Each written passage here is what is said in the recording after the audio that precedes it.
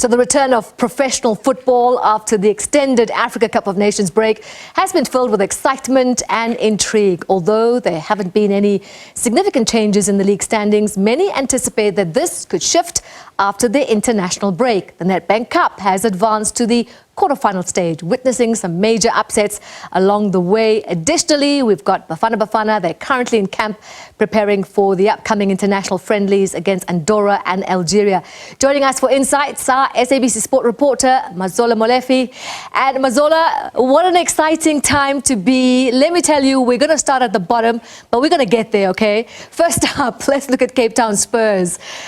There's a battle for survival here, but they've also shown their mark in this tournament thus far. Yes, good evening, Zion. Good evening to our viewers as well. Look, I was surprised when Town Spurs hired Coach Ernst Middendorp, to be fair, given what the technical director at the time, the style of football that he was trying to implement upon his arrival, a bit in contrast to what we know Coach Ernst to be, a disciplinarian who shows up the defense and then obviously try to come up with the other ways to try and get the 3 points on the board. But they've surprised all. I think that AFCON break has done them some good for the players to gel together, to bond. And if you look at it, Coach Ernst has also almost cut that average squad age in half, almost, to bring in the young players from the academy, and they're playing with a bit of with zeal and motivation to want to fight for survival. After all, this is their bread and butter. Interesting insights as always, Mazola. But do you think they have the chops, the youngsters, as well as the signings and the team dynamics? Do they believe, especially with the rest of the other teams, that they can survive relegation?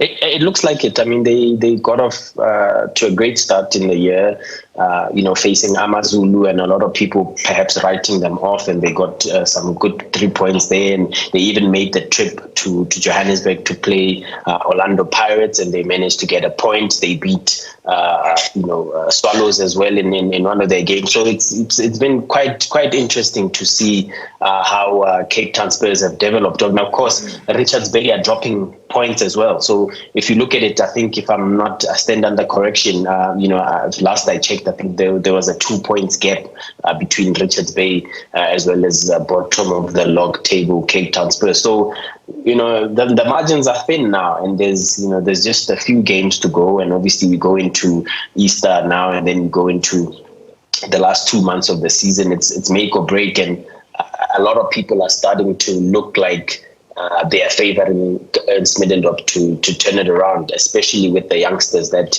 they are so brazen. That's the thing about young players. They play without fear, and they just go for it. Whereas perhaps the more experienced players are a bit more cautious, and they were trying to protect what they already had coming into a game, which is a point. But the youngsters are just going for it. They've got nothing to lose, and the results are there for everyone to show.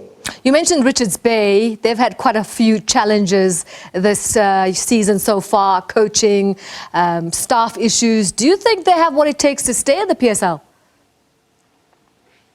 Yeah, I mean, it's quite a strange one, because Richards Bay, when they first got promoted, they had this winning culture about them. Even halfway through the season, in their first season back as rookies in the top flight, a lot of people were even thinking Richards Bay could play in the CAF Champions League. As crazy as that sounds, Richards Bay was second on the table behind eventual champions Mamelodi Sundowns. But the wheel came off in the second half of the season, I think, because a lot of the teams had figured them out. And traditionally, the second half of a DSTV Premiership campaign is a lot harder. But Town Spurs have almost kind of done it the other way around. They've struggled in their promotion season, adjusting, even firing coach Sean Bartlett, and trying a few other combinations until Coach Ernst Middendorp came in and took charge. And even when he arrived, Coach Ernst struggled for points up until that AFCON break, where when you have 4, 5, 6 weeks with the team, that's enough really to look at free agents that could plug the gap get a few youngsters from the academy. And as I said, people can see that they've got what it takes. But Richards Bay are in trouble. Even just now, coming off the back of the Nedbank Cup round of 16, they lost 3-1 to SuperSport United. And, quite an alarming performance from their point of view to be almost brushed aside like that. But SuperSport United, of course, the coach will say the focus is to try and keep the premiership status. But, it is important to keep having that winning culture. And they haven't won a game in 4 now, including this cup competition over the weekend. And we're staying at the bottom, another so-called bottom feeder, Swallows. They've had a bit of a dippy and dicey start, some boardroom issues affecting their performance. What do you see their future like in this league? Yeah, another side where a lot of people are worried. Again, began the year off, as they kind of almost finished it with a lot of players leaving the club, some coming back, perhaps renegotiating their terms, if you like, to agree on the dotted line to play for the remainder of the season. Losing key players, losing a key coach, Steve Kompela moving on. We now know he's now rejoined Golden Arrows, a club that he was with some 3-4 years ago before he joined Mamelodi Sundowns. And, Swallows are going to struggle. It's a fact. They also got eliminated from the Nedbank Cup round of 16 by a lower division team in University of Pretoria. I think Coach Musa Nyatama is struggling at the moment to get the new players, almost about 10 new players that have come in the January window, to get them to gel together. But I think they still have a little bit of a cushion because really the clubs that are fighting for survival at the moment, one would say, is Town Spurs as well as Richards Bay. But if they're not careful, the Dube Birds will be sucked into that relegation dogfight. All right, let's go to the top 8 now. It's tightly packed. How intense do you see this battle playing out? Yeah, that's going to be an interesting one. Traditionally, Zai, when we look at the DStv Premiership, we only really find out on the last day of the season who gets to make the top 8. Mamelodi Sundowns, I think it's fair. I think you will agree with me when I say just give the league title to Mamelodi Sundowns. They've played, it's the halfway mark. Nobody seems to be able to catch them. They're trying to wrap it up quickly so they can focus on the CAF Champions League. The second runners-up spot is between probably Orlando Pirates, Town Spurs, Stellenbosch, as well as SuperSport United. And then the rest can sort of be the also runs, if you like, who are fighting to get into that top 8 spot. That one is very difficult. It changes per game. Even that's why you see the Premier Soccer League decides the last 2 or 3 fixtures, a round of matches in the last month of the league are all at the same time, because the log table just changes every minute. This minute you have a Chipa United maybe sneaking into the top 8. 30 minutes later it's a TX Galaxy and another team is kicked out of the top 8. So I think maybe perhaps the last, if I say position 6, 7, and 8, we will only really find out on the last day of the season. But I can safely put my head on the block that we will have Mamelodi Sundowns, Orlando Pirates, SuperSport United, Cape Town City, as well as Stellenbosch as the top 5 in the league. Let's see where Kaizer Chiefs, as worrying as that sounds, where they find themselves in, because at the moment they are not in among those top teams at the moment in the DStv Premiership.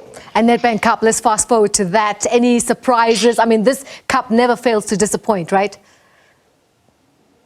Yeah, no, never. Amatax perhaps looking to recreate that moment where, a few years ago, they found themselves in the final playing against Moroka Swallows in 2009 at the Rand Stadium. But we're unfortunate not to go all the way. And it's that cup competition really that paved the way for the likes of your Andile Jalis and Tobozi Siende, who then signed for the so-called bigger clubs in the DStv Premiership or in the top flight status at that point in time. And it's the same now. I think Amatax are battling. The priority, I would believe, would be to get a spot in the top flight come next season, because it's really between them and a side like Magesi, coached by Coach Clinton Larson, who are trying to gain promotion even via the playoff format of the Premier Soccer League. So let's see how that plays out. But I think at the moment, because the likes of Hungry Lions, Milford FC, Maritzburg, obviously their game ongoing now with Mamelodi Sundowns, those teams, could potentially be left out, and it's just up to Tuks now as one of the lower league teams to see if they can create history. But it looks as if this season a DSTV Premiership side might go all the way, because they outnumber the lower division sides at the moment. Oh, Mazola, your insights always appreciated here on Sports Live. Thank you so much.